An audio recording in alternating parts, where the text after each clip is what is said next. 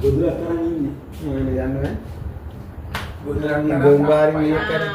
අර මියර් සොට්ටේ මිය හරි. මගෙන් මුල්ලේ හිටියා. විශාල ගෙම්බේ. එහෙනම් එයා කන්නේ. මේක තමයි මොකද අල්ලපුවම වමාරනවා. එයාට මේකට දාන්න බෑ. ඊටේ ලොකුද? මල්ලි. බෝතලෙට දාන්න. අර බෝතලේ අරගෙන ඉන්නකො. කොහොම හරි කියලා. මේක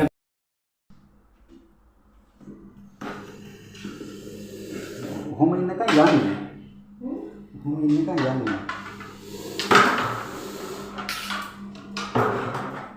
දෙන්න ගන්න මොකද වල කරන්නේ. එනකොටත් මම ගෝරදලා අදින්න නෑ තව ටැනිස්සනේ කියලා. එපානේ. මම එළියට යන්න හරියට ලංකට. ලොක්කෙන් කියන සතා ලිස්සන මේ ටයිල් එකේ යන්නේ නෑ ඒකලරන් දාන්න පුළුවන් කොයිද නැත්තම් ගඩ කිඩ දාලා ඇදලා බලන්න පවුනේ අත කරලා මිරිකලා ඇල්ලුවා ඔබල දැම්මා ඊට පස්සේ කසේ නියම කොන්දේ මේ කසේ දුකාහෙම කැඩෙනවා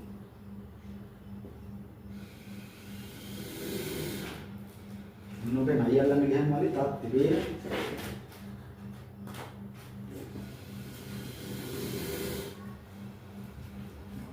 ඔප්ෂන් දෙකයි තියෙන්නේ කැමැත්තෙන් යන එක නැත්නම් බලයෙන් යවන එක නේද?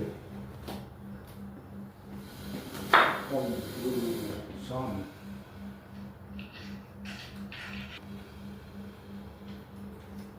මෙතන මුල්ලෙන් ඉඳ තියන්න නැත්නම් මේ පැත්තෙන් ආවොත් තමයි. බිත්ති අයිනෙන් ගියත් අවුලන්න මේකට ඇවිත් ගන්න මෙහෙට එන්න ලේසි උඩ.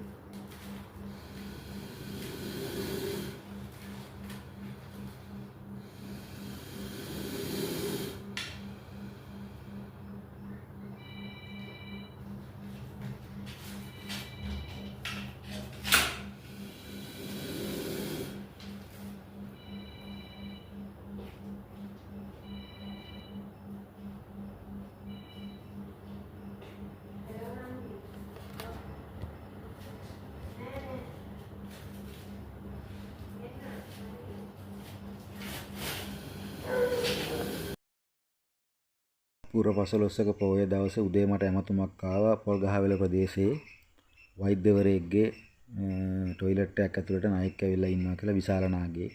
ඉතින් මං ගියා යව නිදහස් කරලා දෙන්න. ඇත්තටම අවදානම් සහගත තැනක තමයි ආ ඉඳලා තියෙන්නේ.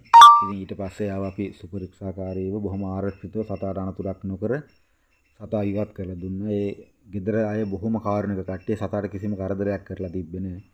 ඉතින් ඔබෙනුත් ඉල්ලීමක් කරනවා කිසිම වෙලාවක මේ වගේ තැනක සතෙක් හිටියට භූමි තෙල් පෙට්‍රල් ඩීසල් වැනි කිසිම අනුතුරුදායක දෙයක් යාට ගහන්න නැතුව ඔබේ ප්‍රදේශයේ සර්පය වළන කෙනෙක්ව දැනුවත් කරලා සර්පයව නිදහස් කරන්න කාරුණික වෙන්න කියලා මෙවැනි නැවත වීඩියෝ එකකින් හමු වෙමු. සියලුම දෙනාට තෙරුවන් සරණයි. ජය වේවා.